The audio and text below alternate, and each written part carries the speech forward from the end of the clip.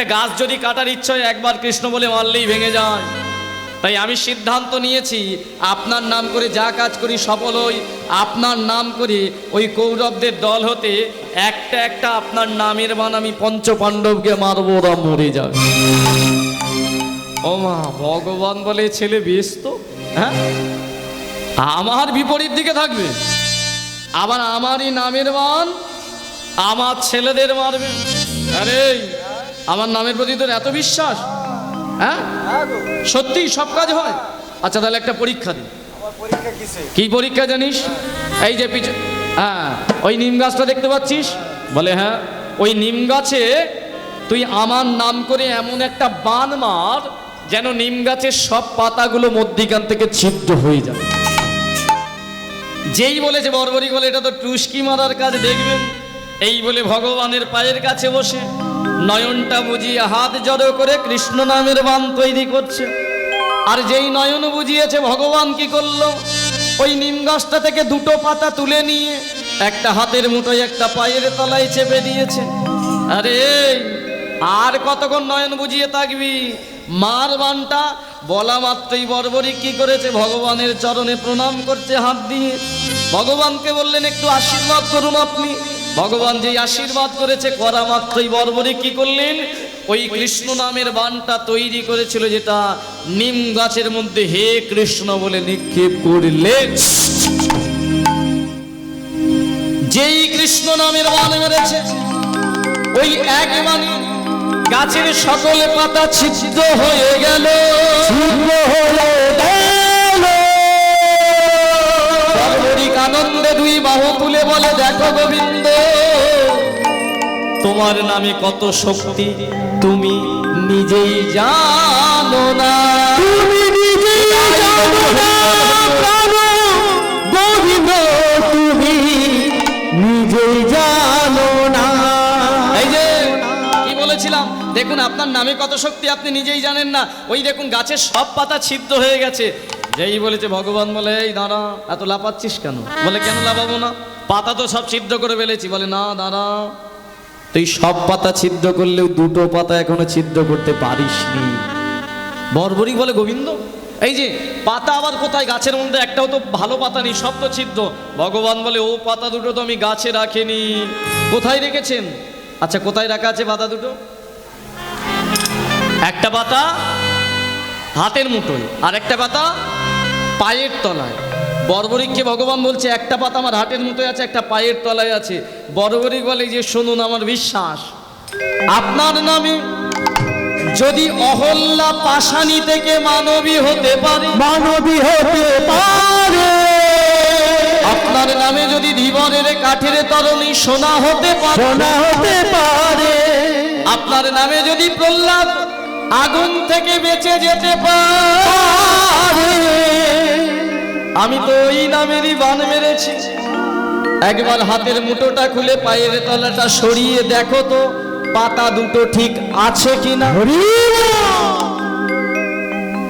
আপনার নামই তো অহল্যা পাষাণী থেকে মানবী হয়েছিল, আপনার নামেই তো ধীবরের কাঠের তরণী সোনা হয়েছিল, আপনার নাম করেই তো প্রহ্লাদ আগুন থেকে বেঁচে যেতে পারে। তাহলে অলৌকিক কাজগুলো যদি হয়েছিল তাহলে হাতের পাতা পায়ের মুঠোটা একটু, এই হাতের মুঠো আর পায়ের তলাটা সরিয়ে আগে দেখুন, তারপরে আমায় বলবেন।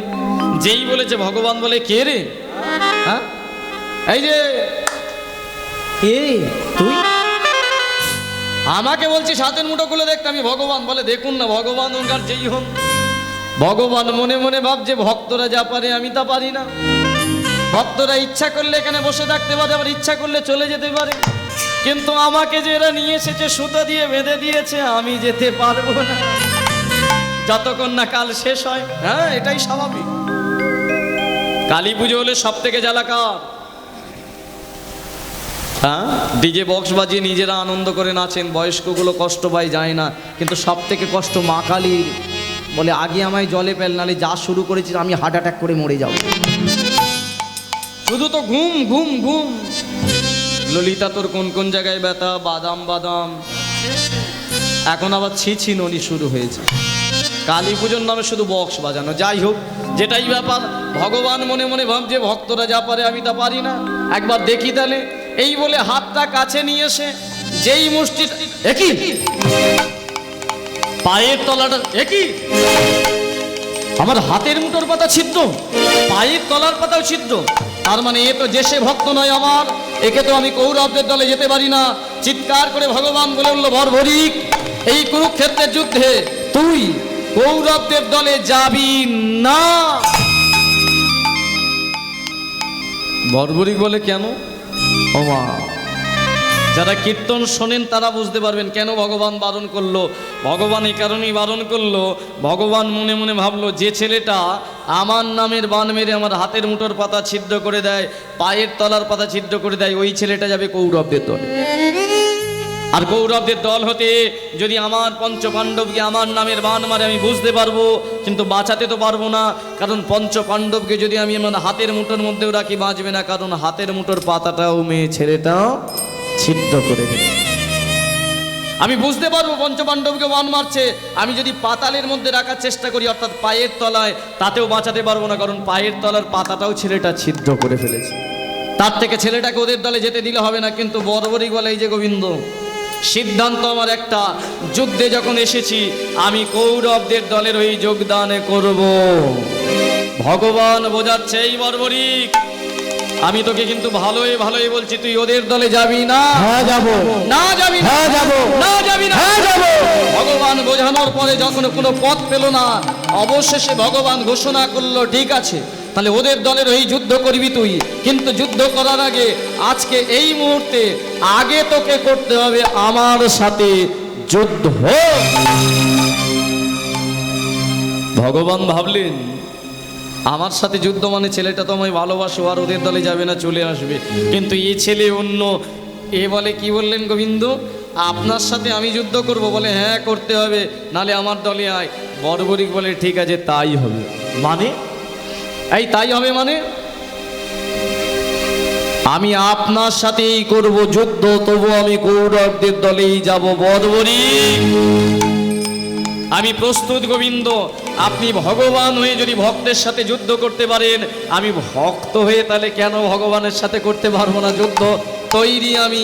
হে ভক্তমণ্ডলী, কুরুক্ষেত্রের রণাঙ্গনে শুরু হলো ভগবান আর ভক্তের যুদ্ধ। সকাল থেকে দুপুর, দুপুর থেকে ভর সন্ধ্যাগত যুদ্ধ চলছে, দীর্ঘ থেকে দীর্ঘতর, দীর্ঘ থেকে দীর্ঘতর ভয়ঙ্কর যুদ্ধ। ভগবান দেখলেন আর সময় নেই, কালকে কুরুক্ষেত্রের যুদ্ধ।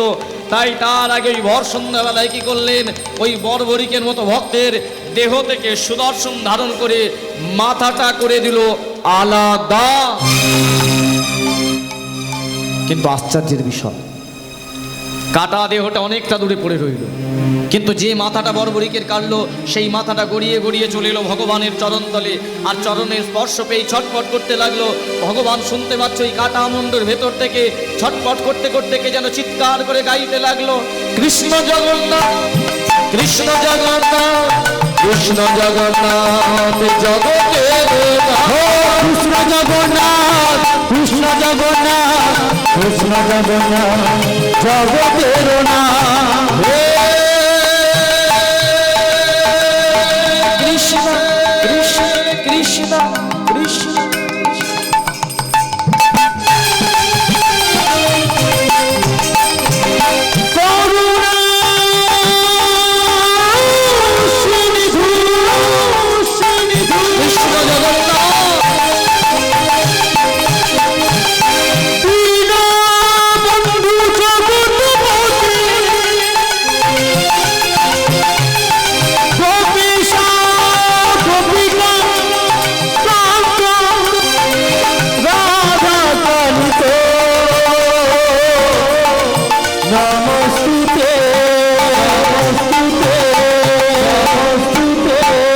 কৃষ্ণ জগন্নাথ, কৃষ্ণ জগন্নাথ, কৃষ্ণ জগন্নাথ জগতের নাথ। ও কৃষ্ণ জগন্নাথ, কৃষ্ণ জগন্নাথ জগতের নাথ। কৃষ্ণ জগন্নাথ, কৃষ্ণ জগন্নাথ, কৃষ্ণ জগন্নাথ জগতের নাথ। আর থাকতে পারলেন না ভগবান। নিচের দিকে দৃষ্টি দিয়ে দেখি, আমি কার মাথা কাটলাম? সঙ্গে সঙ্গে রক্তযুক্ত কাটা মাথাটা ভগবান কি করলেন, নিজ বক্ষ মাঝে তুলে নিলেন, নয়নে ভগবানের জল চলে এলো। বর্বরিক, আমি কি করে ফেললাম? তোর মতো ভক্তের আমি মাথা কেটে ফেললাম। বর্বরিক, তুই কাটা বদনে আমার নাম গাইছিস, তবে কি কুরুক্ষেত্রের রণাঙ্গনে যুদ্ধ শুরু হওয়ার আগে আমি হয়ে গেলাম ভক্ত হত্যাকারী ভগবান? যেই ভগবান কাঁদছে, এবার ওই কাটা মুন্ডু থেকে কে যেন মৃদুস্বরে বলে উঠল, না না না না না,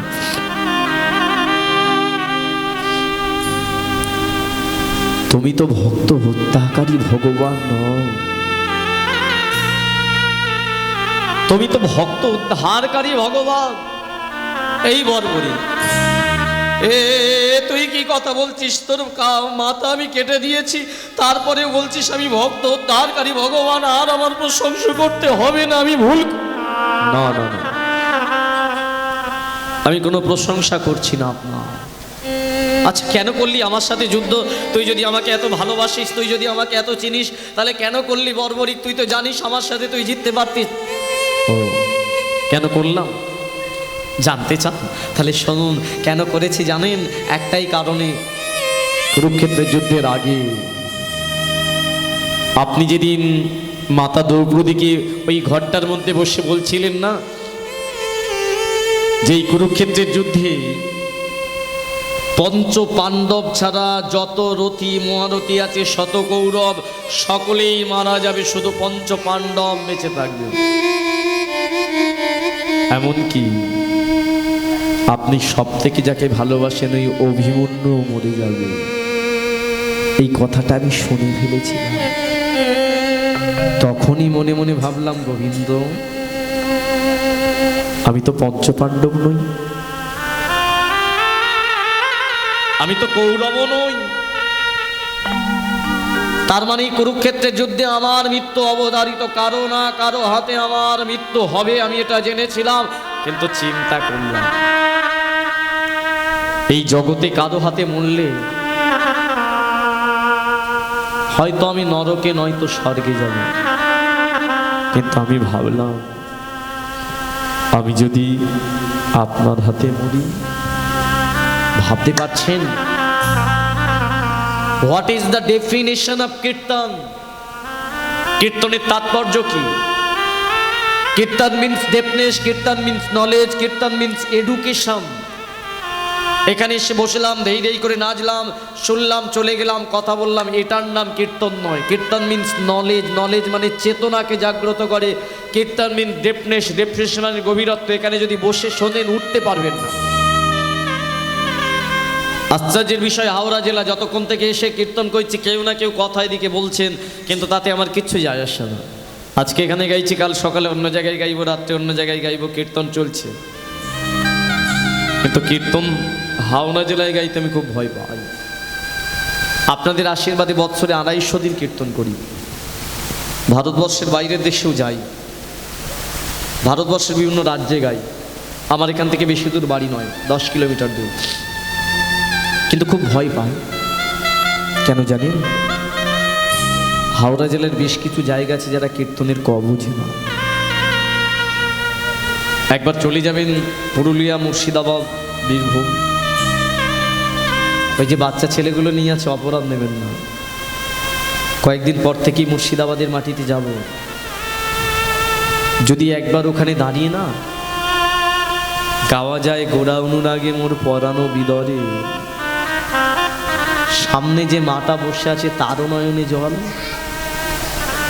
আর তার কোলে যে ছেলেটা বসে আছে তারও নয়নে জল। কীর্তন শুনতে এসেছে, প্রবেশ করে, কিন্তু আমরা পারলাম না। ছেলেটাকে আমরা ডাক্তার, ইঞ্জিনিয়ার, উকিল, ব্যারিস্টার কষ্ট করার নেশায় মেতে আছি। এত গাইড করছি, এত তার প্রতি প্রেসার করি, আমরা প্রত্যেকে চাই ছেলেটা যেন আমার স্কুলের মধ্যে ফার্স্ট হয়, ছেলেটা চরবর করে কথা বলতে পারে, ছেলেটা যেন একদিন ডাক্তার হয়, ছেলেটার যেন নাম হয়, ছেলেটা 10 তলা বাড়ি করে। কিন্তু একবারও ভেবে দেখেননি ওই ছেলেটা শেষ বয়সে 1 চামচ জল আপনার গালে দেবে, তো তাহলে আপনি কি করলেন এতদিন? কেন পশ্চিমবঙ্গের আজ মাটিতে এত বৃদ্ধাশ্রম? এর পরিণামও পায়। হাওড়া জেলায় যেমন কীর্তন অনুরাগী কম আছে, কীর্তন যেমন শুনতে চায় না, হরিবাসর যেমন ফাঁকা থাকে, ঠিক আমি মনে করি হাওড়া জেলায় সব থেকে বেশি নার্সিংহোমও আছে। ভেবে দেখুন, একবার গিয়ে দেখুন ওই রোডটা 2 কিলোমিটার কতগুলো নার্সিংহোম। কেন, কিসের জন্য? মুর্শিদাবাদ যান, পুরুলিয়া যান, বাঁকুড়া যান, এত নার্সিংহোম নেই কেন জানেন? তারা ডাক্তার একজন কি মনে করে সেটা ভগবান। আজও সন্ধে হলে ওই মাটিগুলোতে গিয়ে দেখবেন গ্রামের বয়স্কগুলো এই ছোট ছোট ছেলেদের নিয়ে 10 মিনিট হলেও কৃষ্ণ কথার আসরে বসে। কিন্তু খারাপ লাগে, আমি যে জায়গাটার ছেলে সেই জায়গার ছেলেগুলোকে মায়েরা কৃষ্ণ কথা ধর্মের শিক্ষা দিতে পারলো না, কার্টুন দেখিয়ে খাওয়ায়। এখানে 10 মিনিট বসলে বাবা কাল তো স্কুল আছে চলে চ, কিন্তু কি লাভ? কি পেয়েছে? পারবেন গ্রান্টি দিয়ে যেতে যে ছেলেটাকে নিয়ে এত বসছেন, যে ছেলেটাকে নিয়ে এত আনন্দ করে মানুষ করছেন, শেষ বয়সে একটু খাবার দেবে? তাহলে কেন দেয় না? কিসের জন্য দেয় না? মানুষ কাকে বলে? মানুষ হয়ে জন্মগ্রহণ করলে মানুষ বলে না, মানুষের মতো দেখতে হলেও মানুষ বলে না। মানুষ হয়ে আসবে তুমি সেদিন, যেদিন তোমার মাঝে আসবে জ্ঞানীর চেতনা। মাগুলো কেঁদে কেঁদে বলে, জানো আমি আমার ছেলেটাকে কত কষ্ট করে মানুষ করেছি, ছেলেটা আমায় শেষ বয়সে দেখলো না। আমি তখন মনে মনে ভাবি, মা তুমি মানুষ করতে পারবে, তুমি তোমার চাহিদা পূরণের জন্য একটা জায়গায় তাকে পাঠাতে চেয়েছো, কিন্তু সেই ছেলেটা তার চাহিদা পূরণের জন্য সেও একটা জায়গায় চলে গেল, তোমাকে আর দেখলো না। এটাই তো নিয়ম। শেখাবেন কি? ভগবানের চরণ। কুরুক্ষেত্রের মাটি হতে ওই বর্বরিক বলেছিল, ঠাকুর আমি কেন তোমার চরণে আজকে আশ্রয় নিলাম জানো? কেন যুদ্ধ করলাম জানো? একটাই শুধু কারণ এটাই, এই জগতের মানুষের হাতে মরলে নরকে স্বর্গে যাওয়া যায়, কিন্তু তোমার হাতে যে মরে সে নরকেও যায় না, স্বর্গেও যায় না, তোমার চরণ পায়। তোমার চরণ ছাড়া আমার এই জগতে আর কিছু চাওয়ার নেই। কিন্তু তবু আমার কি মনে হচ্ছে জানো?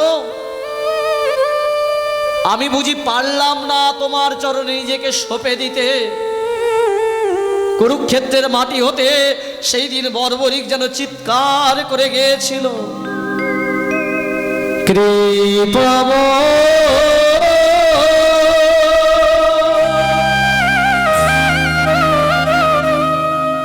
ভগবান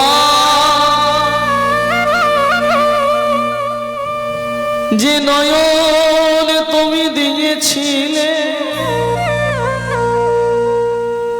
আমার দেখা তো হলো না।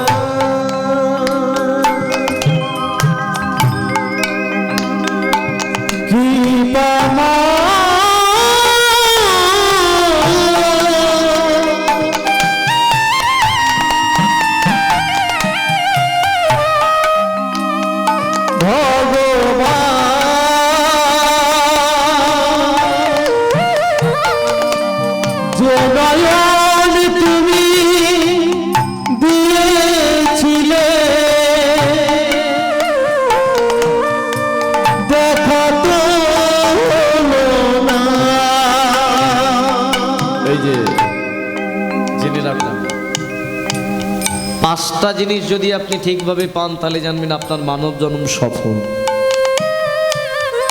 প্রথমটা কি? এই চরণে বল। দ্বিতীয়, হাতটা যদি ঠিক থাকে। তৃতীয়, এই কানে যদি শুনতে পাও। চতুর্থ, চোখে যদি দেখতে পাও। আর পঞ্চমত যদি বলতে পারো। চোখের সামনে দেখবেন কতজন খোঁড়া, কতজন পঙ্গু, কতজন কালা, কতজন অন্ধ, কতজন মুখ।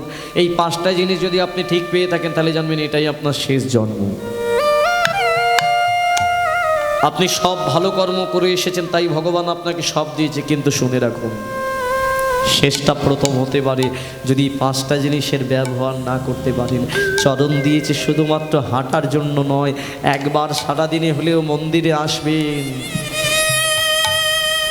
হাত দিয়েছে শুধু কাজ করার জন্য নয়, এই দুটো হাতে পারলে সারাদিনে একবার ওই চরণটা ছোঁয়ার চেষ্টা করবেন। কান দিয়েছে শুধুমাত্র অকথা কুকথা শোনার জন্য নয়, সারাদিনে পারলে একটা আবারও অন্তত ওই ওই ওই নামটা শোনার চেষ্টা করবেন।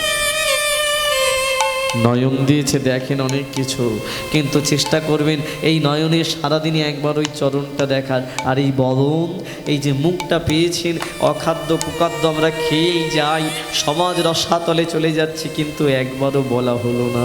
এটা বর্বরিক যেন বলে উঠল, ঠাকুর এত কিছুর পরে আমার মনে হচ্ছে কি পাবো, আহা কি পাবো,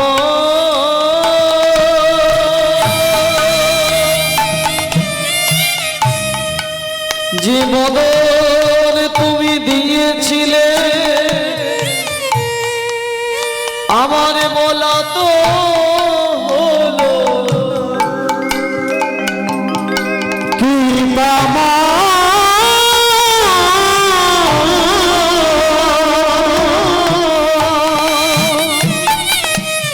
যে বদন তুমি দিয়েছিলে বলা তো হলো না।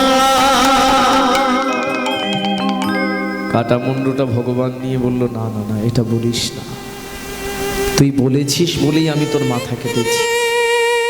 এই শুনে রাখ, তোর মাথা কেন কাটলাম আমি জানিস? আমি ভগবান হয়ে আজ বিপদে পড়েছি। তোর মধ্যে যা শক্তি আছে আমার মধ্যে নেই।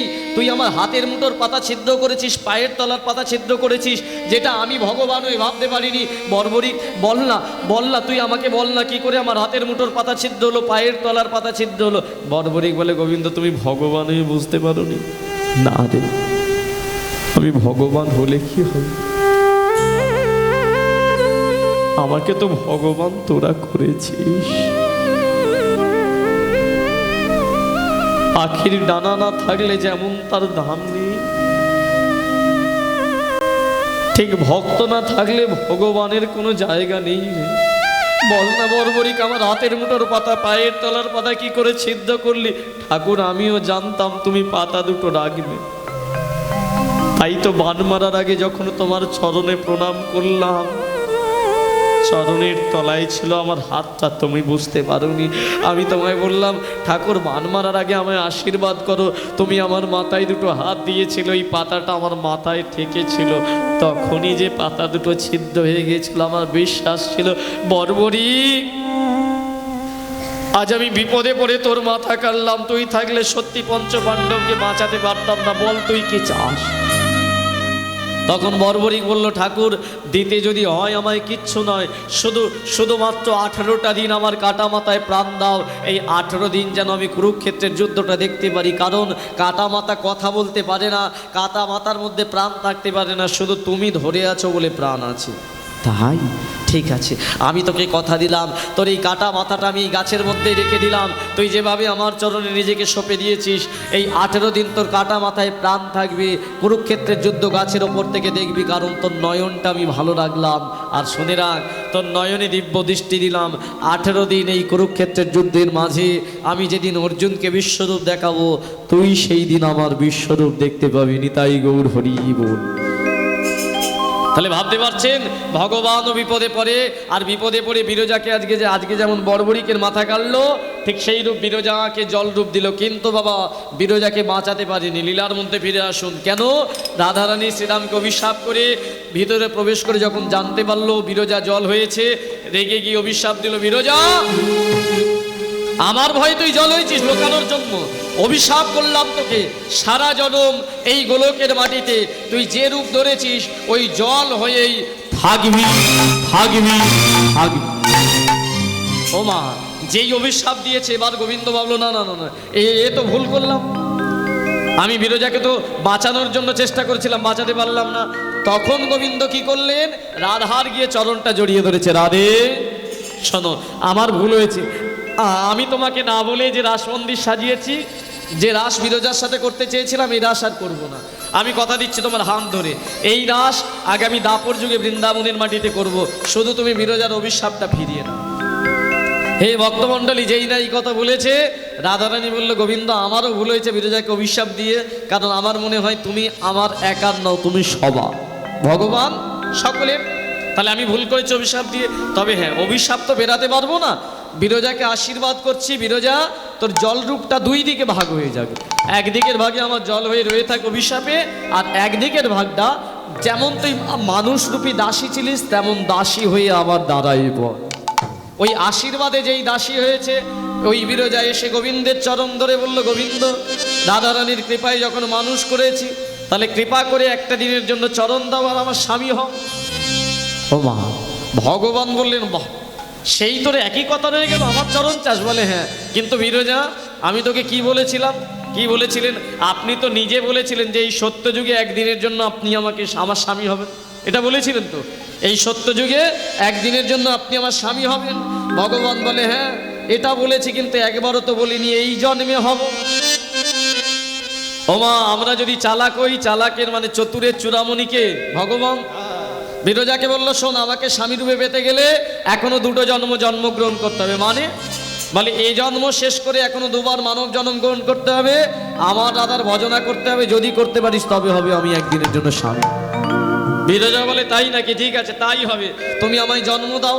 ওমা, 4টে জন্মের মধ্যে প্রথম জন্ম সমাপ্ত করে দ্বিতীয় জন্ম দিল এই বিরজাকে। কোথায় জানেন? ওই সত্যযুগে একটা পর্বত ছিল, পর্বতটার নাম হলো কলিন্দ। ক লয়শ্রী দন্তের নয় দ, কি বললাম? ক লয়শ্রী দন্তের নয় দা। কলিন্দ পর্বতের কন্যা রূপে, কলিন্দ পর্বত ছিল, পর্বতের মেয়ে রূপে ভগবান তাকে দ্বিতীয় জন্ম দিল। দ্বিতীয় জন্মে মেয়েটার নাম হলো কালিন্দী। কি নাম হলো? একা লয়শ্রী দন্তের নয় দয় দীর্ঘ। আমি শেষে প্রশ্ন করব, যার প্রথম জন্মে নাম ছিল বিরজা, দ্বিতীয় জন্মে কালিন্দী। আয়ু দিলেন 60,000 বছর। বলে 60,000 বছর তোকে আয়ু দিলাম, আগে আমার আর রাধার ভজনা কর। যেই বলেছে কালিন্দী বলে আজ থেকেই শুরু করলাম। ওই পর্বত শিখরে বসে রাধা কৃষ্ণের ভজনা শুরু করলো। ভজ স্বামী ভজ রে, ভজ রাধে ভজ রাধে ভজ। সে তো গিয়েছিল 60,000 বছর। আমরা 6 মিনিট একটা ভজন গাই, একটু চোখের ঘুমটা ছাড়াই, তারপরে তৃতীয় চতুর্থ জন্মটা জানবো। বেশি আর বাকি নেই, অল্পক্ষণ শুনুন। প্রত্যেকে একসঙ্গে দুই বাহু তুলে লুকধ্বনি অলিধ্বনি করো তালি। নিতাই গৌর হরি হরি।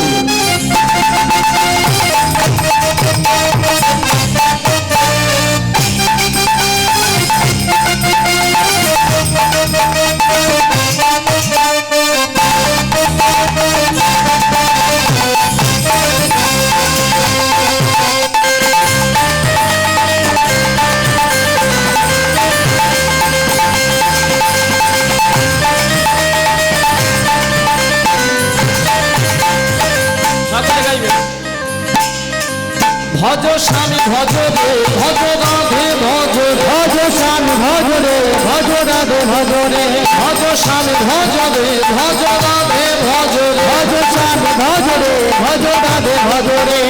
স্বামী ভজ, স্বামী ভজ, স্বামী ভজ রে, রাধে ভজ, রাধে ভজ, রাধে ভজ রে। স্বামী ভজ, স্বামী ভজ, স্বামী ভজ রে, রাধে ভজ, রাধে ভজ, রাধে ভজ রে। ভজ স্বামী। সকলে বলছেন সত্যি?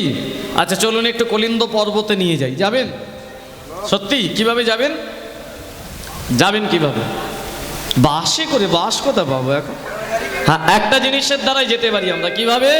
এখানে আমরা বসে থাকলেও একটা জিনিস বাইরে চলে যায়। বাহ, মন দিয়ে যাব, মন বাইরে চলে যেতে পারে। এটা আগেও বলেছি। মনটা নিয়ে চলুন কলিন্দ পর্বতে। কিভাবে? আমি আপনাদের মনকে বলবো চল চল চল চল রে, আর আপনারা দুই বাহু তুলে বলবেন রাধে রাধে বল রে। কি বলবেন?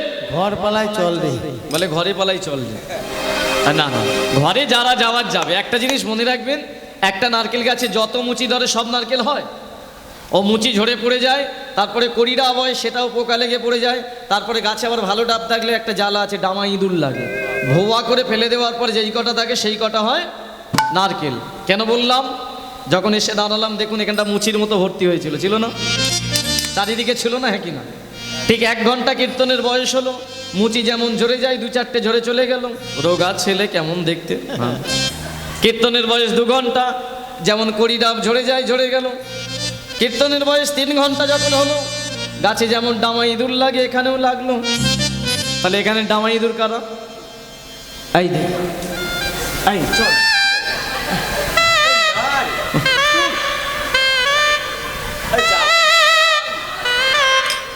ওই যে মাঝে মধ্যে গ্যাপগুলো দেখছেন না, ওখানে সব ডামা ইঁদুর ছিল। একটা ভালো ডাব মন দিয়ে শুনছে, কিন্তু পাশেরটা তো ডামা ইঁদুর, কোনই মেরে মেরে তাকে নিয়ে চলে গেল। হ্যাঁ, কিন্তু এটা জেনে রাখবেন, ইঁদুরে যে ডাবটাকে ভোয়া করে, যদি আড়াই পরে ওটাকে কেটে উনুনে জ্বালানো হয় আর জলে পড়লে পচে পচে মরে। কিন্তু যে ডাবটা ভালো হয়ে গাছে থাকে, একমাত্র সেটাই গোবিন্দ সেবায় লাগে। তাহলে যে কটা ভোয়া হয়ে চলে গেল ওরা কি হবে? জ্বলে পড়ে মরবে। যদি গিয়ে আড়াই পড়ে তো জ্বলবে, আর জলে পড়লে পচবে। কিন্তু যে কটা ভালো নারকেল আছে এ কটাই কালকে সেবায় লাগবে। দেখুন চারদিকে ভোয়া ডাব বসানো আছে না, ভালো ডাব। এই মন্দিরের চারদিকে ভোয়া বসানো থাকে, ভালো ডাবই বসানো থাকে। তাহলে চলুন কিভাবে যাব? আপনাদের মনকে আমি বলবো চল চল চল চল রে, আর আপনারা 2 বাহু তুলে বলবেন রাধে রাধে বল রে। চলুন সকলে মিলে একসাথে যাই। চল চল চল চলে রে, রাধে রাধে বল রে, প্রেম ভোলে বলে রে, রাধে রাধে বল রে, উচ্চ ঈশ্বরে বলে রে, রাধে রাধে বল রে, নেচে নেচে বলে রে, রাধে রাধে বল রে, বাহু তুলে বলে রে, রাধে রাধে বল রে, জয় রাধে জয় রাধে রাধে রাধে বলে রে, রাধে গোবিন্দ রাধে রাধে বলে। ও জয় রাধে জয় রাধে রাধে রাধে বল রে, রাধে গোবিন্দ জয় রাধে রাধে বল রে, প্রেম ভরে বলে রে, রাধে রাধে উচ্চ ঈশ্বরে বলে রে। দাদা বলে বলবো না রে, আর এদিকে বলে কি ঘুম পেয়েছে রে। এই বলছেন সকলে? সত্যি বলছেন? আচ্ছা কারা যারা বলছেন? মায়েরা নাই ভাইগুলো? মায়েরা? আচ্ছা আবার একটা পরীক্ষা নিই। মায়েরা যারা আছেন রাধার নামে জয় দেবেন, দাদা ভাইরা বাবারা যারা আছেন কৃষ্ণের নামে। যাদের গলার জোর বেশি জানবো তারাই জোরে বলছে। হয়ে যাক নাকি পরীক্ষা? আচ্ছা মায়েরা একবার 2 বাহু তুলুন, মায়েরা বোনেরা বলিয়ে রাধা রানী কি। সাবু খাওয়া জয়, এই জয় জিততে পারবি তুই? সাবু খেয়ে এসছে সাবু। হ্যাঁ আছো? আচ্ছা দাঁড়াও আর একবার ওদের দেখি, তারপরে তোমাদের শুরু হবে। আর একবার মায়েরা নাও তো দেখি, বলিয়ে রাধা রানী কি। আর বেড়ে গেল কেন? হারাতেই হবে। ঠিক আছে আপনারা নামান। বাবারা যে কজন বাঁধে আছেন একবার কৃপা করে যদি একটু ভালোবাসেন, মেয়েদের কাছে সারা জন্ম আমরা হেরে যাই, একটু বার জিতবো। হ্যাঁ এদিকে তুলুন একবার কৃপা করে। এই তোলো তোলো, ওই পিছনে যে কজন আছে 2জন 3জন আছে সেদিকে। দাদা ওই এখানে আছেন, মাইক দাদা আছেন, আমার তাপস দা, এই তোমরা এই ছোট ভাই আছে, তোলো একবার। জিততেই হবে একদম এমন। এই তুমি ক্যামেরা এখন করবে না, এখন তোলো হাত। তুলতে হবে। সেইখানে একজন বক্সে আছো, বেছে বেছে ভাই। হ্যাঁ একবার জোর করে, মায়েরা নয় কিন্তু। বলিয়ে ভগবান কৃষ্ণচন্দ্র কি।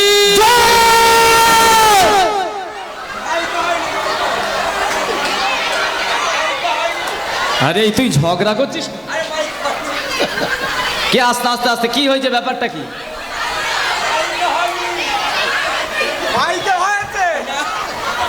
আস্তে আস্তে আস্তে মাইকে হয়েছে জয়টা? না না ওর মুখটা ছিল বুঝতে পারি।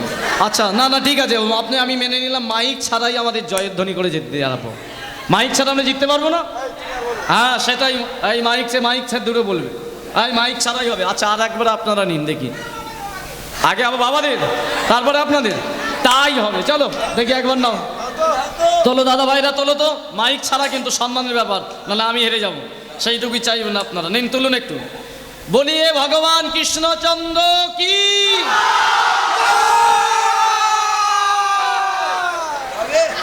দাদা মাইকে হয়েছে? হয় না তো? এবার দেখি আপনাদের জোর আছে কেমন। আচ্ছা তুলুন একবার বাবা মায়েরা, বলিয়ে রাধা রানী কি। আস্তে আস্তে আস্তে। আচ্ছা আমি বলছি কাদের জোর হলো? আস্তে। আপনাদের কি করে হলো? আপনারা এখানে কতজন আছেন? 500 জন আছেন। আমরা আছি 50, তাহলে 50-এর আওয়াজ আর 500-র আওয়াজ অনুযায়ী যদি বিচার করি কাদের জোর হয়েছে? 5টা লোককে ডাকো। 5টা লোককে ডেকে বিচার করুন। এ থেকে একটা জিনিসই বোঝা যায়, মেয়ের একমাত্র ঝগড়াতেই শ্রেষ্ঠ। এই আপনারাই জিতেছেন, জিতেছেন। না না, আমার মারধর করবে কোথায়? গাড়িটা বাইরে আছে, ভেঙে দিয়ে চলে যাবে।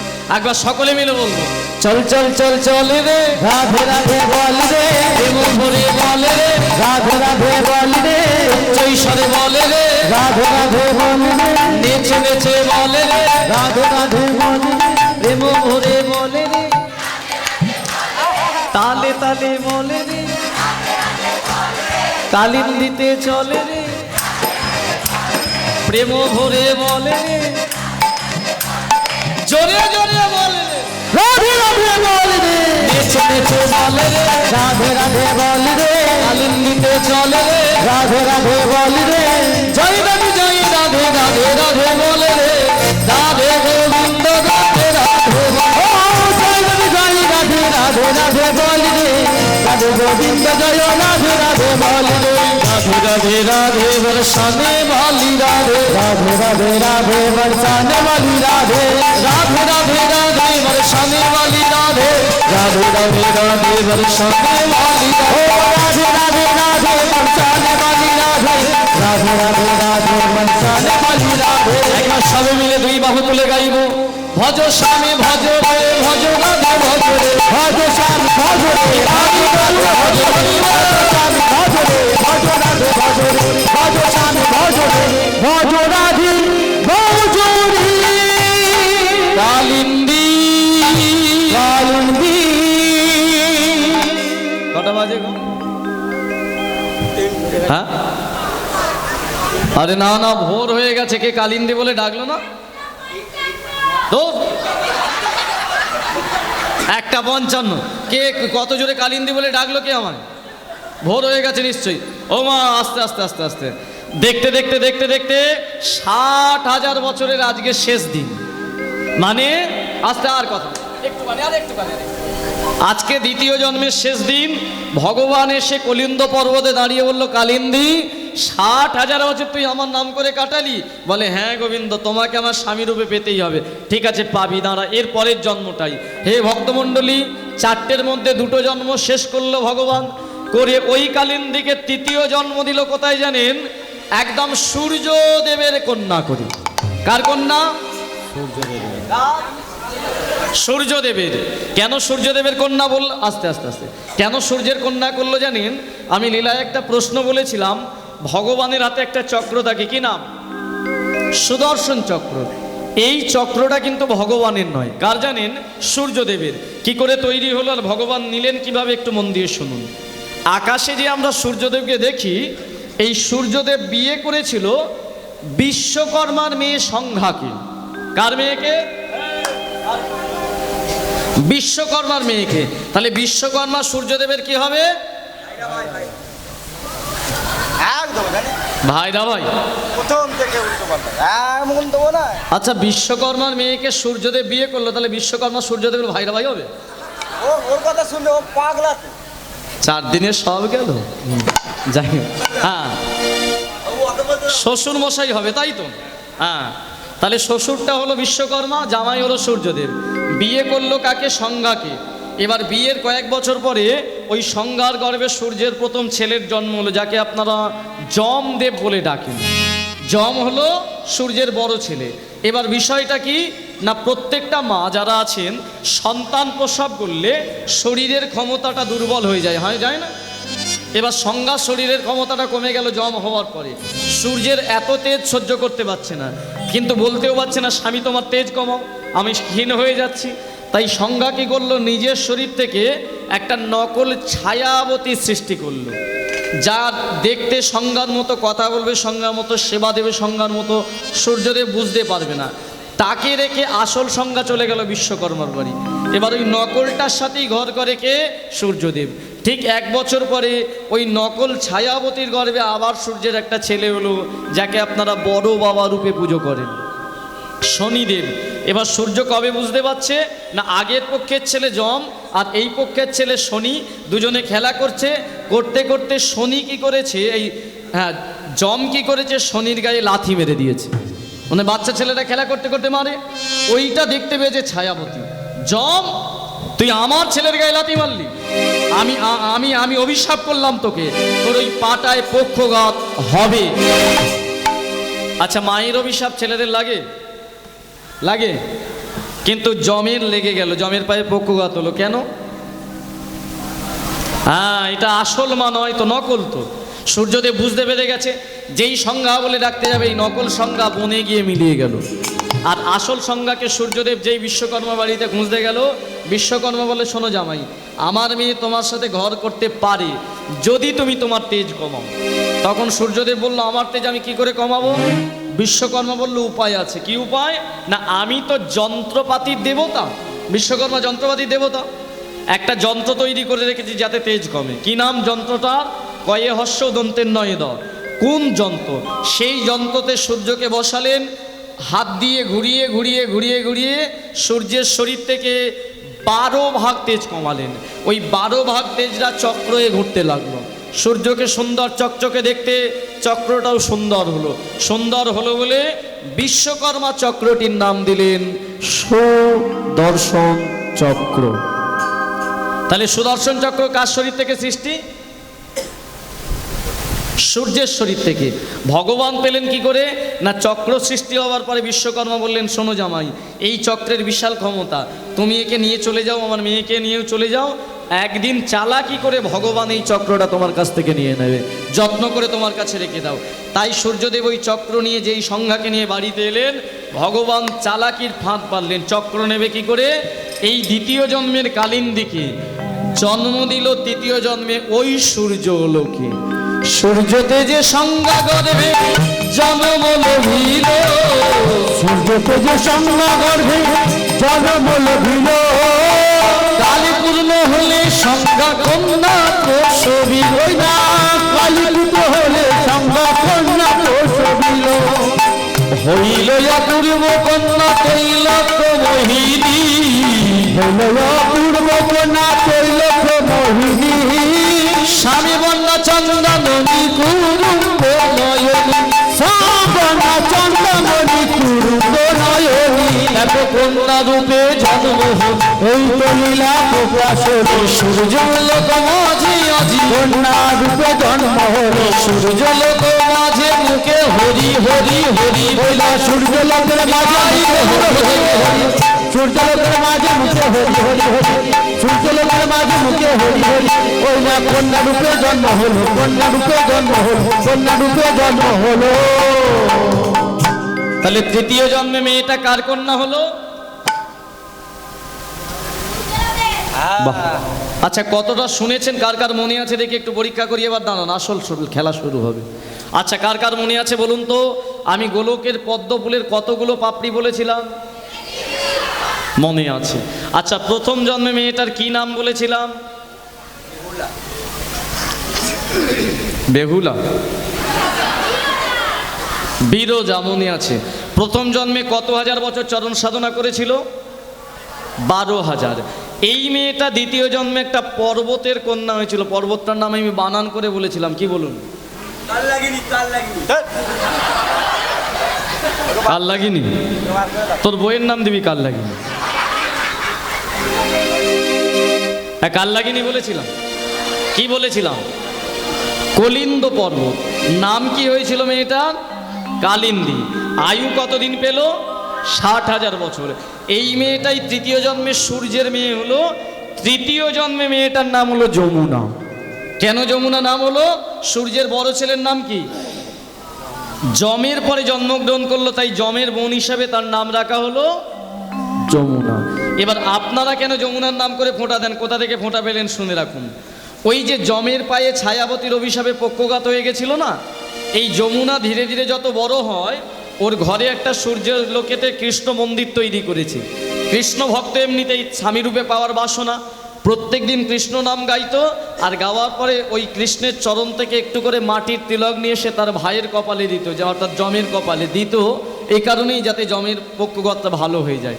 ভগবানের কাছে গিয়ে প্রার্থনা করতো, ঠাকুর আমার দাদার যেন পক্ষগতটা ভালো হয়ে যায়। এটা শুনে ভগবান একদিন যমের পায়ের পক্ষগতটা নির্মূল করে দিলেন, মানে ভালো হয়ে গেল, যন্ত্রণা থেকে মুক্তি পেল যম। এই যে বোনের প্রার্থনাতে দাদার মঙ্গল হলো, সেই দিন থেকে এই মর্তলোকে ওই যমুনাকে অনুসরণ করে আপনারাও আপনার দাদা বা ভাইয়ের মঙ্গল কামনা করার জন্য যমুনার নাম করে ভাতৃদ্বিতীয় বা ফোঁটা দিয়ে থাকেন। সকলে বলেন তো, ভাইয়ের কপালে যমের দুয়ারে যমুনা দেয়, আমি দিই আমার, আর বাবার সম্পত্তি ভাই যদি না দেয় মাথায় মারবো। বাবা জায়গার যা দাম রোডের ধারে, আগে দিই। হ্যাঁ, ভাইফোঁটার আগের দিনে ভাই দিদিগুলো মিষ্টির দোকানে লাইন, আর দাদাগুলো কাপড় দোকানে দিতে হবে। এই আনন্দ খুশি করে খাসির মাংস মুরগির মাংস করে ভাইফোঁটা হয়ে গেল, আর তার 1 মাস পরেই দেখি না উলুবেরিয়া খিরিস্তলায়, ওদিকে দিদি এদিকে। তোর মুখ আমি দেখবো না, কে বলেছে দেখ? তোর মতো ভাই নয় যে জন্মেও না থাকে। এত ভাইফোঁটা সব শেষ কেন? জায়গার দাম অনেক।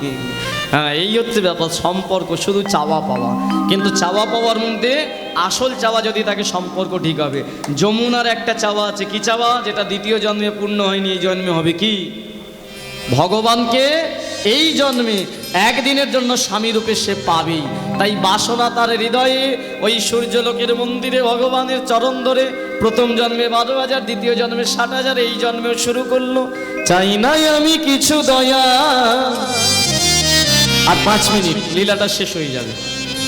শুধু তোমায়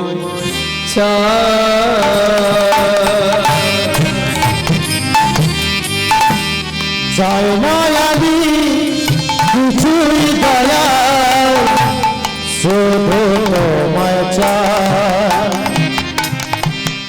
আমার সকল চাওয়া পাওয়ার মাঝে তোমায় যেন পাই দয়া। সকল যাওয়া পাওয়ার মাঝে তোমায় যেন পাই। তুমি জীবন, তুমি মন, তুমি প্রাণের প্রাণ, এই জগতে তুমি প্রভু সর্বশক্তিমান। তুমি জীবন, তুমি মন, তুমি প্রাণের প্রাণ। এ জগতে চাওয়ার মাঝে তুমি সর্বশক্তিমান। এসো হে, এসো হে, এসো হে, এসো হে, মদিনায় মন্দিরে, এসো হে, এসো হে, এসো হে, মহরিরা হে মন্দিরে, মদিনায় মন্দিরে। মহরিরা ও মন্দিরে। দেখতে দেখতে যমুনা বড় হয়ে উঠলো। সূর্যদেব একদিন বলল, শোনমা তুই অনেক বড় হয়ে গেছিস, তাই তোর জন্য একটা পাত্র ঠিক করেছি, বিয়ে দেব। যমুনা বলে, বাবা বিবাহ করব, কিন্তু সূর্যলোকের কাউকে নয়। কাকে বিয়ে করবি তুই তাহলে? কাকে ভালোবাসিস? বাবা আমি গোলকপতি ভগবান শ্রীহরিকে ভালোবাসি, বিয়ে দেবে তার সঙ্গে। যেই বলেছে সূর্যদেব এক কথা শুনে গোলকে গিয়ে গোবিন্দকে বলল, গোবিন্দ আমার ঘরে একটা ভক্তিযুক্ত কন্যা জন্মেছে, যে আপনার চরণের দাসী হতে চায়। ভগবান মনে মনে ভাবছে, জন্মেছে কার দয়ায়, আমি তো জন্ম দিয়েছি, কিন্তু এই সুযোগ। বলে, এই যে সূর্যদেব আপনার মেয়ে আমার দাসী হবে? বলে হ্যাঁ। ঠিক আছে, করতে পারি, তাহলে আমাকেও যৌতুক দিতে হবে। বিয়ে করলে বরেরা যৌতুক নাই তো, যৌতুক মানে পণ। সূর্যদেব বলে, তোমায় আবার কি পণ দেবো, বিশ্বব্রহ্মাণ্ড তো তোমার হাতের মুঠোয়। হ্যাঁ, কি চাইতে পারে বলুন তো? খাট আলমারি ড্রেসিং টেবিল। হ্যাঁ, অনেকক্ষণ হয়ে গেছে, ওই জন্য ও চেল্লাচ্ছে। হ্যাঁ, আবার এই বাবুন ফোন করতে ধর, দাঁড়াতে বল কোথায় আছে। হ্যাঁ জানি তাই। তাহলে কি চাইতে পারে বলুন তো? হ্যাঁ, তোমার সুদর্শন চক্র মরে করো দান, মরে করো দান, তবে তো তোমার কন্যাদের আমি করিব গ্রহণ। তোমার কন্যারে আমি করিব গ্রহণ। অবাক হয়ে গেল কে? সূর্যদেব। না না না না, মনে পড়ে গেল তার শ্বশুরমশাই কি বলেছিল, এই চক্র একদিন চালাকি করে ভগবান নিয়ে নেবে। তার মানে যমুনাকে জন্ম দিয়েছে ভগবানই চালাকি করে। এই যে প্রভু চক্র দিয়ে দিলাম, ওমা ভগবান চক্র নিল, যমুনাকে বিবাহ করে নিয়ে গেল গোলকে একদিনের জন্য। কিন্তু কেন একদিন হলো? আর এই যমুনা চতুর্থ জন্ম কোথায় হলো, নদী কেন হলো, আগে শুনে রাখুন। আগে নদীর ব্যাপারটা বলি। বৃন্দাবনে নদী হওয়ার কারণ হলো একটাই, খুব গরিবের মেয়ের যদি কোটিপতির বাড়িতে হঠাৎ করে বিয়ে হয়ে যায়, মেয়েটার মধ্যে একটা জিনিস বেড়ে যায়, কি বলুন তো? High pressure. অহংকার। ও গ্রামের মেয়ে সারা জনম কাদা কেটে মানুষ হলো, কিন্তু কোটিপতির বাড়িতে বিয়ে হলে যেদিন প্রথম বর্ষাকালে আসবে, ওর দেখবেন অ্যাটিটিউডটা নাকে চাপা দিয়ে, তোদের দেশে কত কাদা বলে না? হ্যাঁ, এটা হলো অহংকারের পরিচয়। যে যমুনার মধ্যে এত ভক্তি ছিল, তার মধ্যে অহংকার দেখা গেল কিরকম। ভগবান রাধারানীকে বললেন, রাধে একটা দিনের জন্য নিচে যাও, আমি শুধু যমুনার স্বামী হয়ে চরণ সেবা নিই। রাধারানী নিচে গেল, যমুনা চরণ সেবা করলো। যেই পরদিন সকালে রাধা এসে গোবিন্দ চরণে বসতে যাবে, এ স্বামী আমার, হ্যাঁ আমাকে বিয়ে করে যে তুই আজ থেকে নিচেই থাক। রাধারানী বলে, সব হারিয়ে ফেললাম। কাঁদতে কাঁদতে যেই নিচে যাবে, এবার গোবিন্দ বলে, আরে এই যমুনা, কাকে অপমান করলি? হ্যাঁ, কে নিচে যাবে? তোকে আমি কি বর দিয়েছিলাম? আমি বলেছিলাম একদিনের জন্য আমার স্বামী রূপে পাবে। আমি তো বলিনি সারা জন্মের জন্য, কারণ সারা জন্ম আমি যদি কারো স্বামী হই সেটা রাধার। আর তুই যে মানুষ রূপে কথা বলছিস সেটাও যার দয়, সেটা রাধার। এক অংশ জল হয়ে আছিস। এই যে অহংকার জন্মালো তোর মনে, আর এই গোলক বৃন্দাবন তোকে রাখবো না, কারণ গোলক অহংকার করার জায়গা নেই। তবে হ্যাঁ, আমাকে পাওয়ার জন্য অহংকার করেছিস। লোক তো অহংকার করে চারটে বিষয় নিয়ে। মানুষের অহংকারের জায়গা চারটে। এক হচ্ছে যাদের টাকা পয়সা প্রচুর, অনেক মানুষ আছে, সম্পত্তির অহংকার, সকলের নয়, আছে কিছু। দ্বিতীয় অহংকার কি? শিক্ষার অহংকার। যাদের প্রচুর টাকা পয়সা সম্পত্তি আছে, তারা হরিবাসরে আসে না, তারা ব্যঙ্গ করে বলে কীর্তন শুনতে যাবো। হ্যাঁ, দ্বিতীয় অহংকার কি? শিক্ষা। যাদের নামের পাশে MA BEd ডিগ্রি আছে, MPhil আছে, তারা আসে না। অনেক, সবাই নয়, অনেকে এখানে আসে না, ওখানে গিয়ে বসার দরকার নেই। তৃতীয় অহংকার কিসের? জাতির। যাদের নামের পাশে চ্যাটার্জি, ভট্টাচার্য, বন্দ্যোপাধ্যায় আছে, তারা আবার এই পুরকাইতদের গান শোনে না। আর চতুর্থ অহংকারটা ভয়ঙ্কর। যাদের হেমা মালিনীর মতো দেখতে, তারা আমাদের মতো কালো ছেলেদের ছবি জীবনে রাখে না ফোনে। কে করতালি দিল? আবার যাদের জিতের মতো দেখতে, তারাও কালো মেয়েদের ছবি রাখে না ফোনে, তাই না? এটা হলো রূপের অহংকার। এই অহংকার চারটে আছে আমাদের মধ্যে। কিন্তু যমুনা, তুই তো আমাকে পাওয়ার জন্য অহংকার করেছিস, তাই তোকে আমি ক্ষমা করলাম। তবে এখানে নয়, তোকে আমি আজ থেকে বৃন্দাবনে পাঠিয়ে দিলাম। কিরকম? এই যমুনা নাম আর ওই এক অংশ জল নিয়ে বৃন্দাবনে নদী হয়ে প্রবাহিত হ। তুই যেই 3 জন্মময় প্রেম দিলি, আমি একবারে ঋণ শোধ করবো। কিভাবে? দাপর যুগে কংসের কারাগারে জন্মগ্রহণ করে পিতা বসুদেব আমায় মাথায় করে যখন বৃন্দাবনে নিয়ে যাবে, তখন আমি ঠিক মধ্যিখানে গিয়ে বাবার মাথা থেকে তোর বক্ষ মাঝে ঝাঁপ দিয়ে তোকে করব প্রথম আলিঙ্গন। একটা ছবি অনেকের বাড়িতে আছে, দেখবেন বসুদেবের মাথা থেকে ভগবান শ্রীকৃষ্ণ যমুনা নদীতে পড়ে গিয়েছিল, তাই না? জন্মাষ্টমী ব্রত কদিন পড়ে যায়নি, ঝাঁপ দিয়েছিল। আর যমুনাকে বলল, শোন, তোর এই প্রেমের প্রতিযোগিতা আমার এত ভালো লাগলো, তাই আমি নিজে আর একবার তোকে জন্ম দেবো। চতুর্থবারের জন্য বৃন্দাবনে গিয়ে জন্মগ্রহণ করবি। রাধারানী জন্ম যা করবে, তার সে হবে বিশ্বভানু রাজার মেয়ে, আর তুই হবি তারই কাকার মেয়ে রূপে জন্মগ্রহণ করি, দেবভানুর কন্যা। চতুর্থ জন্মে তোর নাম হবে চন্দাবলী। কৃষ্ণ ভজনের বৃন্দাবনে তোরা দুজন প্রতিদ্বন্দ্বী হবি। মানে আমাকে পাওয়ার জন্য দুজনের মধ্যে দ্বন্দ্ব থাকবে, মিল থাকবে না। এই জগতেও দেখবেন একটা ছেলেকে যদি দুটো মেয়ে ভালোবেসে ফেলে, দুটো মেয়ের মধ্যে মিল থাকে? এই যদি 20 টাকার চকলেট দেয়, এ দেবে 40 টাকার। ও আবার হাপাতা গেঞ্জি দিলে, এ দেবে ফুলাতা। এই তুমি আমার, তুমি আমার। হ্যাঁ, যেসব ছেলেদের 4-5টা প্রেম আছে, তাদের বাজার বিশাল। ভগবান বলে, আমি দাপরে গিয়ে মজা নেবো, দুজনে আমায় ভালোবাসবি। তাই হয়েছিল। যারা কীর্তন শোনেন, মান লীলা শোনেননি? মান কেন?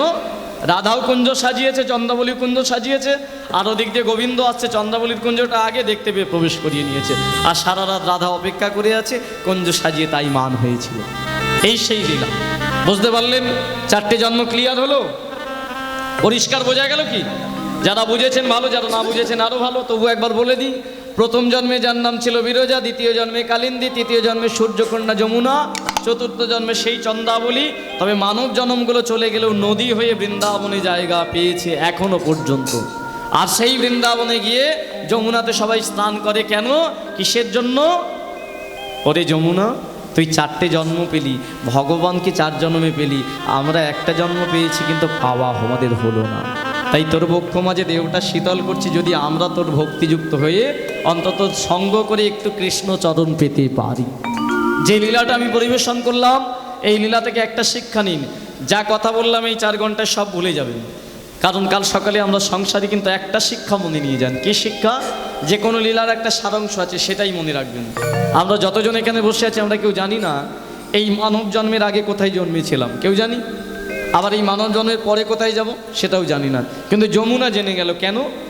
প্রথম জন্মে একটা প্রতিজ্ঞা করেছিল, যেটা রেখেছিল। প্রতিজ্ঞাটা কি করেছিল? এমন তোমার চরণ সেবা করব, 32টা দাসী তুমি ভুলে যাবে, রাধাকেও ভুলে যাবে, সেরকমই সেবা করেছিল। আমরাও যদি এখানে বসে প্রতিজ্ঞা করতে পারি, তাহলে আমাদের পরজন্মটা নিয়ে আমাদের ভাবতে হবে না। তাহলে কি প্রতিজ্ঞা করে যাব? হাত জড়ো করে শুধু সবাই বলুন যে হে গোবিন্দ, বলুন হে গোবিন্দ, তোমারই কীর্তন শুনে প্রতিজ্ঞা করলাম যতদিন চরণে বল থাকবে হরিবাসরে আসবো, হাতে বল দেবে তোমার সেবা করব, কানে শক্তি রাখবে তোমার নাম শুনবো, নয়নে তুমি দৃষ্টি রাখবে তোমার চরণ দেখব, আর এই বদন অর্থাৎ মুখে তুমি বল রেখে দিও। আমি প্রতিজ্ঞা করলাম মৃত্যুর আগেও আমি উচ্চ কণ্ঠে বলে যেতে পারি নিতাই গৌর কৃষ্ণ প্রেমানন্দে হরি। মরার আগে যদি এই 5টা অঙ্গ ঠিক থাকে, হরিবোল বলে যেতে পারেন, তাহলে জানবেন আপনার সাধনার পথ ঠিক ছিল। দীক্ষা নিতে হবে না, নিরামিষ খেতে হবে না, মালা পড়তে হবে না। সন্ধ্যাকালীন সময় বা রাত্রে ঘুমাতে যাওয়ার আগে 5টা মিনিট ভগবানকে স্মরণ করুন, আর সকালবেলা ঘুম থেকে উঠে 5টা মিনিট স্মরণ করুন। এই 10টা মিনিট 24 ঘন্টায় যদি দিতে পারেন, তাহলেই জানবেন জীবন সার্থক। আপনার ছেলেকে শেখান, বংশ পরম্পরাকে শেখান, কৃষ্ণ ছাড়া এই জগতে সবই বৃথা। তার চরণ স্মরণ করে দিন শুরু করুন, তার চরণ স্মরণ করে দিন শেষ করুন। কারণ আজকে যখন আপনি বিছাতে ঘুমাতে যাবেন, কাল সকালে যে বিছানা থেকে উঠবেন এর কোনো গ্যারান্টি। যদি চোখ চান তাহলে সকাল, আর যদি না চাল পরকাল। তাহলে সাওয়াতে পারে কে? একমাত্র ভগবান। তাই তার চরণে নিজেদেরকে নিবেদন করতে হবে। যমুনা নিজের অহংকার বুঝতে পেরে বলল, প্রভু বুঝতে পেরেছি, কিন্তু এই সত্য যুগে তুমি আর রাধা একবার যুগল রূপে দাঁড়াও, আমরা যুগল রূপ দর্শন করি, করে তারপরে আমি গোলক থেকে বিদায় নেব। চলুন সকলে মিলে একটু যুগল রূপ দর্শন করে লীলা সমাপ্ত করি। কালাচা ও কালাচা, বসেই যুগল দেখবেন না, একটু দাঁড়িয়ে দাঁড়িয়ে নাচ আছে। ও কালা চাঁদে চাঁদে চাঁদে চাঁদে চাঁদের সকলকে অনুরোধ, কেউ আমায় প্রণাম করবেন না, আপনারা বড়। যদি প্রণামী দিতে ইচ্ছা হয় এইখানে জায়গাটা থাকবে, প্রণামী আপনারা দিতে পারেন। আপনাদের এই প্রণামীর সেবা গোবিন্দ চরণে যাবে, কিন্তু কেউ দয়া করে আমায় প্রণাম করবেন না, আশীর্বাদ করবেন, ভালো থাকবেন, সুস্থ থাকবেন, এইভাবে কৃষ্ণ নাম কৃষ্ণ চরণ স্মরণ করে থাকবেন। ভালো লাগলো আপনাদের এই পরিবেশ। আর আমার দাদার সাউন্ড তো উলবেরিয়া দক্ষিণ কেন্দ্র 1 নম্বর, বলার কিছু নেই। অপারেটিংয়ের যে হাত, এই হাত সারা জন্ম যেন থাকে মৃত্যুর আগে পর্যন্ত। হ্যাঁ, সকলে মিলে কালাচা ও কালাচা ও কালাচা, কালাচাঁদ চাঁদ চাঁদ চাঁদ চাঁদের মামে দানা, চাঁদের মামে দানা।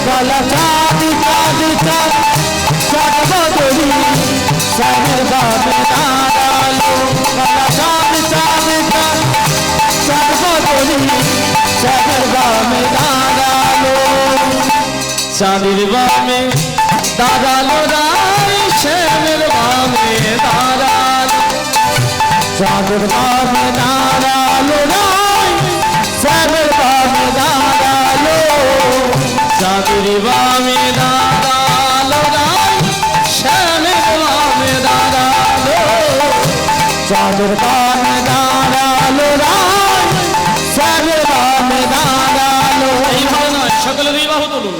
কালা চাঁদ, কালা চাঁদ চাঁদ চাঁদ চাঁদ বাদনি, চাঁদের বামে দাঁড়া, কালা চাঁদ চাঁদ চাঁদ চাঁদ বাদনি, শ্যামের বামে দাঁড়ালো,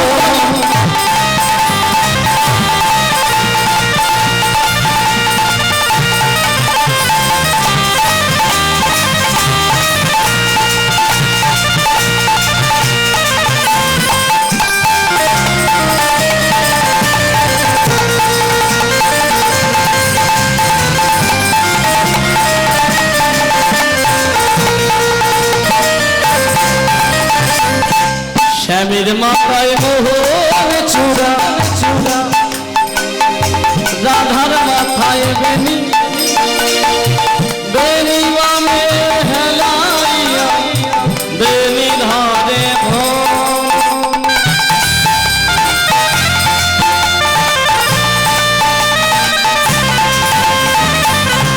শ্যামের মাথায় মোহর রাধার মাথায় বেনি বেনি বামে হেলাইয়া বেনি ধরে এবার যদি না হাত তোলেন তাহলে আর ভজনে গাইব না, কিচ্ছু না। সকলে মিলে দুই বাহু তুলে বলিয়ে শ্যাম সুন্দর কি, ভগবান কৃষ্ণচন্দ্র কি, রাধা রানী কি, যমুনা মা কি, কালা চাঁদ কালা চাঁদ চাঁদ চাঁদ চাঁদ মাধবী কালা চাঁদ চাঁদ চাঁদ চাঁদ মদনী শ্যামের বামে নারায়ণ কালা চাঁদ চাঁদ চাঁদ চাঁদ মদনী শ্যামের বামে নারায়ণ শ্যাম বলো শ্যাম বলো শ্যাম বলো শ্যাম বলো শ্যাম বলো শ্যাম বলো শ্যাম বলো শ্যাম বলো রাধে বলো রাধে বলো রাধে বলো রাধে বলো রাধে বলো রাধে বলো রাধে বলো রাধে কালা চাঁদ চাঁদ চাঁদ চাঁদ মাধবী রাধে রাধে কালা চাঁদ চাঁদ চাঁদ চাঁদ মদনী শ্যামের বামে দাঁড়ালো। ভজন আমি দুটো গাইব, তার আগে দুটো কথা বলি।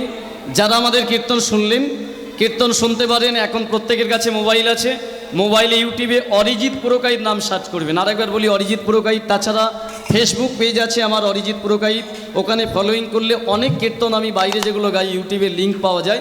ওই যে দুই দাদাভাই ওরা ইউটিউব করলো, ওদেরটাও আপনারা পাবেন। ওরা আমাকে লিঙ্ক পাঠালে আমি ফেসবুক পেজে লিঙ্ক দিয়ে দেবো। আপনারা যে এখানে বসে কীর্তন শুনছেন সেটাও আপনারা নিজেদের দেখতে পাবেন, ওখানে শুনতেও পাবেন। চ্যানেল ধার্মিক জগৎ আছে এবং ওই দুই ভাইয়ের নাম জানি না, কি নাম? হ্যাঁ পবিত্র মাঝি। না না, চ্যানেলটার নাম কি? পবিত্র মাঝি, হেমন্ত মাঝি। হেমন্ত মাঝি। আচ্ছা হেমন্ত মাঝি আপনারা সাবস্ক্রাইবার করবেন, তাহলে আপনারা নিজেরা নিজেদেরকে